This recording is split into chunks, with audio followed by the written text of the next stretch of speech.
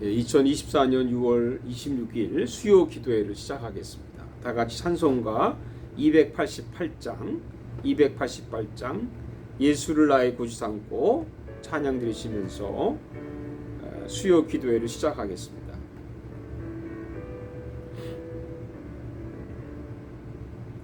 예수를 나의 구주 삼고 성령과 피로써 거듭나니 이 세상에서 내 영혼이 하늘의 영광 누리로다.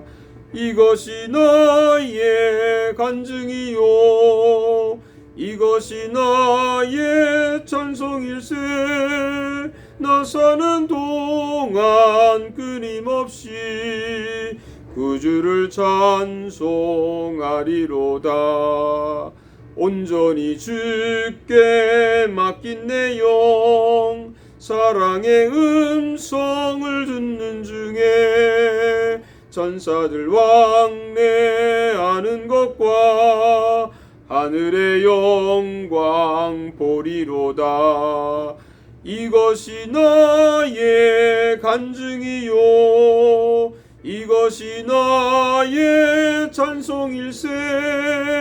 나 사는 동안 끊임없이 구주를 찬송하리로다.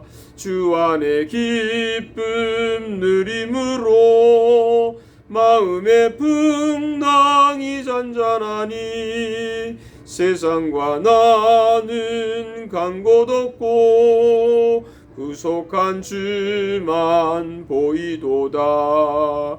이것이 나의 간증이요 이것이 나의 찬송일세. 나 사는 동안 끊임없이 구주를 찬송하리로다. 아멘.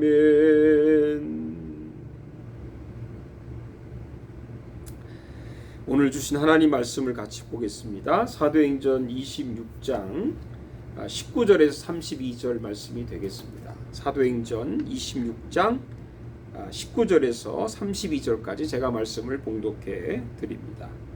아그리빠 왕이여, 그러므로 하늘에서 보이신 것을 내가 거스르지 아니하고 먼저 다메섹과 예루살렘에 있는 사람과 유대 온 땅과 이방인에게까지 회개하고 하나님께로 돌아와서 회개에 합당한 일을 하라 전함으로 유대인들이 성전에서 나를 잡아 죽이고자 하였으나 하나님의 도우심을 받아 내가 오늘까지 서서 높고 낮은 사람 앞에서 증언하는 것은 선지자들과 모세가 반드시 되리라고 말한 것밖에 없으니 곧 그리스도가 고난을 받을 것과 죽은 자 가운데서 먼저 다시 살아나사 이스라엘과 이방인들의 빛을 전하시리라 함이니이다 하니라.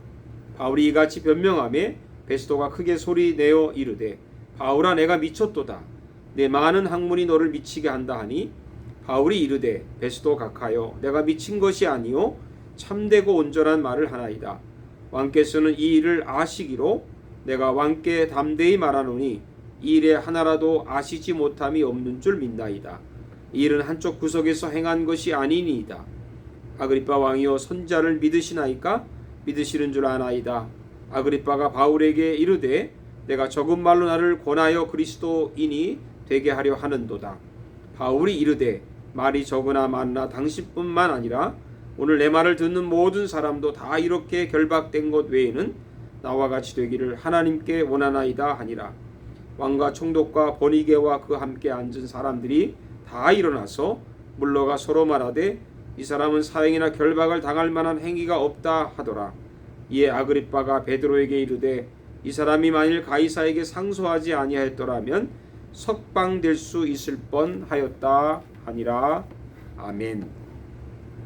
사랑하는 여러분들 평안하셨습니까? 오늘은 수요 기도회에 사도행전 26장 19절에서 32절 말씀을 가지고 예수에 미친 사람이라는 제목으로 말씀을 드리겠습니다. 가수 소양이라는 사람이 있죠. 이분은 크리스찬인데 자기가 노래를 잘하게 된 이유를 간증하면서 이런 말을 했던 것이 기억이 납니다. 저는 그때 노래에 미쳐 있었어요. 그래서 노래를 배우려고 무조건 공항에 가서 뉴욕에 간다고 전화하고 갔다는 것입니다. 어느 한 분야의 전문가가 되려면 미쳐 있어야 한다는 그런 말을 들으신 적이 있죠. 미쳤다고 하는 말이 어감이 그렇습니다만 어디에 몰두한다, 집중한다, 우리가 말하는 대로 내가 그것을 사랑한다, 또 좋아한다, 그런 의미겠죠. 우리 크리스천들은 어떻습니까? 우리는 예수에 미쳐 있습니까? 오늘 보니까 바울은 예수에 미친 사람이라는 생각이 들게 됩니다. 베스도 총독이 바울에게 이렇게 말을 합니다. 베스도가 크게 소리내어 이르되 바울아 내가 미쳤도다. 내 많은 학문이 너를 미치게 한다.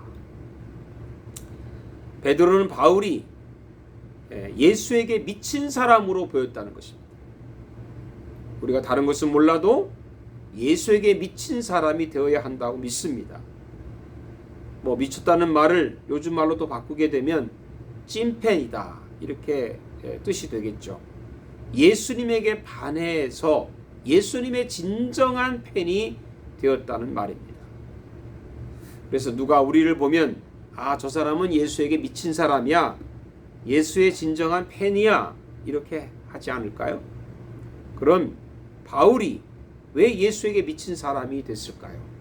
첫째는 변명 대신에 간증을 합니다. 베스도 총독이 아그리빠 왕과 함께 바울을 불러 자신을 변명하라고 허락을 했습니다. 이때 바울은 변명보다는 간증을 합니다. 바울은 자신이 유대인이며 바리새인이고 하나님을 믿는 사람이라고 소개를 합니다. 그리고 나서 바울은 하나님을 위하여 예수 믿는 사람을 박해했다고 말합니다. 그러다가 다메섹으로 가는 도중에 자신이 박해하고 있는 예수님의 음성을 들었고 예수님을 만났다고 간증합니다. 그리고 예수님은 자신에게 분명한 소명을 주셨는데 그 소명이라고 하는 것이 이스라엘과 이방인들에게 예수의 증인이 되리라고 하는 것을 간증을 했습니다. 여러분, 바울은 자신의 억울함을 호소하고 풀려날 수 있는 이 절호의 기회, 자기를 변호해도 되는 이런 기회를 굳이 간증할 필요가 있었을까요? 바로 이것이 바울이 예수에게 미친 증거라고 할 수 있습니다. 우리는 누구를 만나든지 우리가 예수님을 만난 간증을 해야 합니다. 쓸데없는 자기 변명, 하소연, 세상 이야기, 그런 얘기 하지 말고 내가 만난 예수님을 증거합시다. 내가 체험한 예수님을 증거합시다.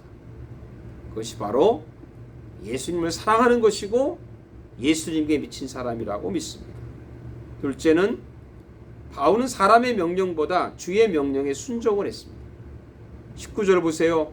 아그리빠 왕이여 그러므로 하늘에서 보이신 것을 내가 거스르지 아니하고 했는데 바울은 예수님이 주신 명령을 거스르지 않고 즉시 순종했습니다. 그런데요, 주변에 보면 거스리는 사람들이 종종 있습니다. 말씀을 듣고 참 좋다고 하거나 목사님 오늘 은혜 많이 받았습니다 하고 칭찬하는 사람들 중에 실제 말씀을 거스리는 사람들이 적지 않습니다. 입만 살아있고 마음은 딴 데가 있는 사람이죠. 립 서비스만 하고 엉뚱한 생각을 하는 사람일 것입니다.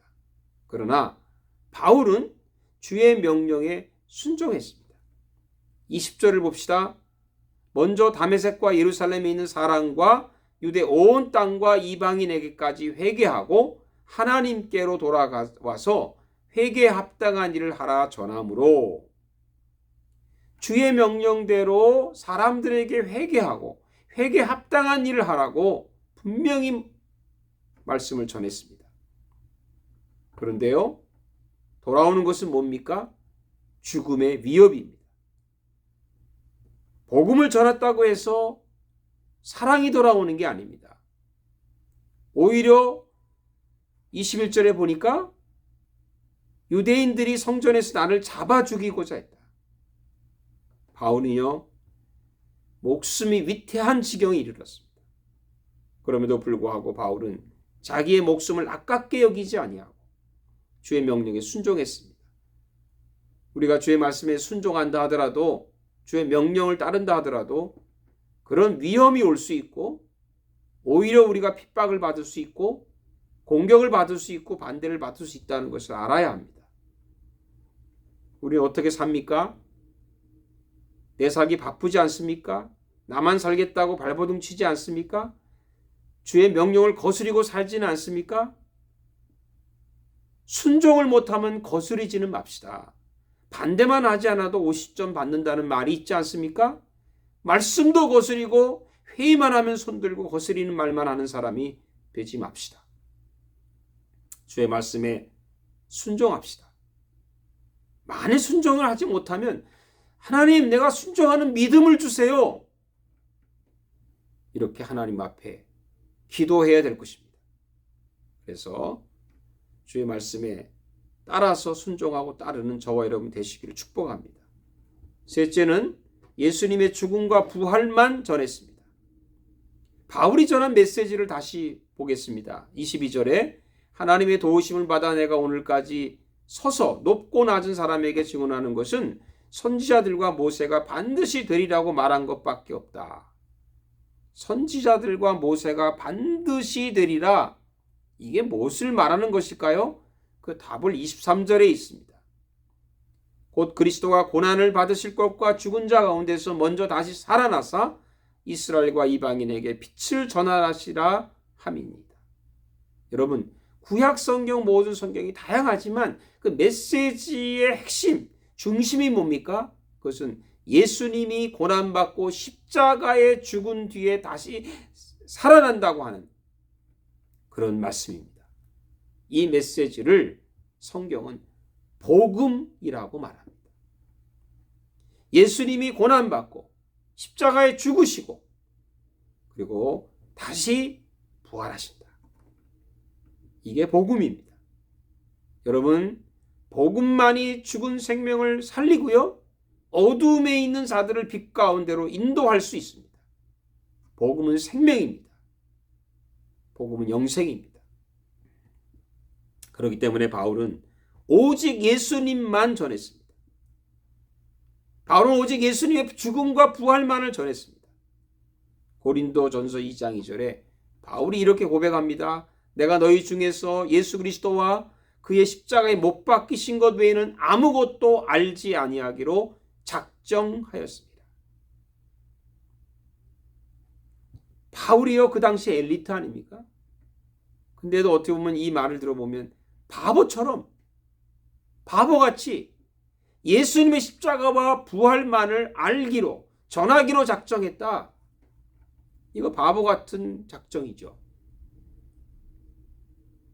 그러나 이것이 바로 바른 판단입니다. 바른 믿음입니다. 우리도 그래야 된다고 믿습니다.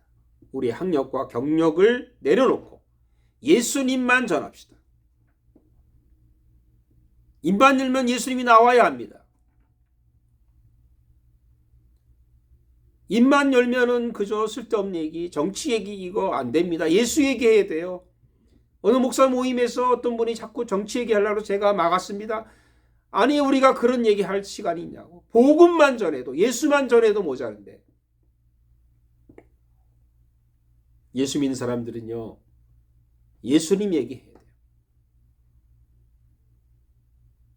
그렇지 않으면 그건 그리스도인이 아닙니다.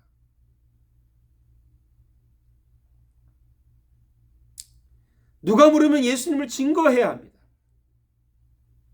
그렇지 않으면 그분은 목사도 장로도 권사도 집사도 아닐 수 있습니다. 이것이 예수님에게 미친 사람의 모습이에요. 예수님을 사랑하는 모습이에요. 예수님이 너무 좋다고 고백하는 사람의 모습입니다. 사랑 여러분들, 우리 모두 예수님만을 사랑합시다. 그리고 예수님만을 전합시다. 기도하겠습니다. 살아계신 아버지 하나님, 우리가 살아가면서 할 말도 많지만 예수님 그분을 전할 수 있기를 원합니다. 우리가 변명하고 하소연할 일도 많지만 우리가 예수 그리스도의 죽음과 부활을 증거하는 입술이 되게 해 주시옵소서.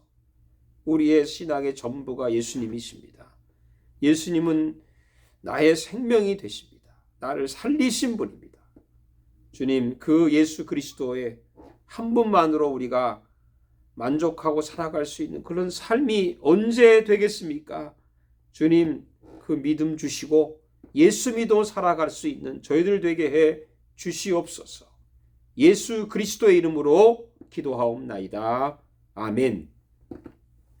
이제는 우리 주 예수 그리스도의 은혜와 우리 하나님 아버지의 큰 사랑과 성령의 교통하심이 오직 우리가 예수님을 사랑하고 예수님에게 정말 미쳐 있는 것처럼 그분에게 집중하고 그분의 말씀에 몰두하는, 그래서 그분을 내 죽음과 십자가와 부활을 증거하는 그런 성도가 되기로 다짐하는 모든 분들 위해 이제로부터 영원토록 함께 하시기를 간절히 축원하옵나이다. 아멘. 할렐루야. 주님 안에 또 뵙겠습니다.